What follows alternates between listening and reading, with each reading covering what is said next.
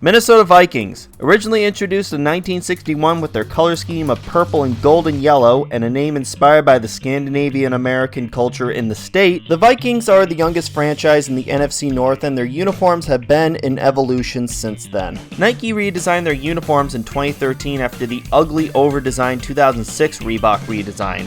Yuck! Thankfully, this is a major improvement. The home purple is elegant with the number font matching the word mark on the front, even if it bothers me how double numbers are asymmetrical. That and I prefer this jersey paired with the white pants as opposed to pairing it with the purple pants. I can only stand so much purple. The same goes for the white road, and pairing it with purple pants is my preferred choice because of the color breakup. As for the white on white, it's slightly better than all purple, but honestly don't care for it. Both are paired with their matte purple helmet, which works for what these two uniforms are going for. We'll get into that one in a bit. Last year, their color rush was MIA, and this year confirms that it's dead with the introduction of their Winter Warrior uniform meant for Christmas games. Since 2022, the Vikings have been wearing all white at home when they play on Christmas weekend, and it was fine, but now they've got a dedicated look to it, and I don't like it. I know, I'm in the minority. I didn't make a TikTok about it because I think it's boring and possibly a bad omen, plus I didn't think it made for good content. The combination of white, silver, and purple is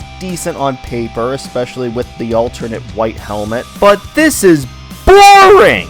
The number font is similar to their regular font, but instead looks like someone tried to copy it from memory. The silver sleeve stripes are okay, but aren't as dynamic as the horn-shaped stripes on their regulars. But the biggest sin for me is the lack of shoulder numbers. You've got all this blank space. What's it gonna be used for? Ads? I hope not. I hate this trend of leaving the shoulders blank, and you'll see more of this as the series goes on. Their throwback introduced last year harkens back to the 60s and 70s, and while the jerseys pull this off with their spectacular block numbers, the helmet doesn't. Instead of using a glossy helmet to pair this up with, like used back then, Minnesota opted to modify their regular matte helmet for this, and frankly, it ruins it for me. The uniform doesn't look as distinct as it should be. Hopefully this is rectified next year with a second alternate helmet. Overall, with this design being more than 10 years old, the Vikings have been bumped up to decent, and I hope they stick with this look for years to come. That said, I hope their alternates gain improvements as the years go on. Come back tomorrow for the finale of the NFC North with the Detroit Lions.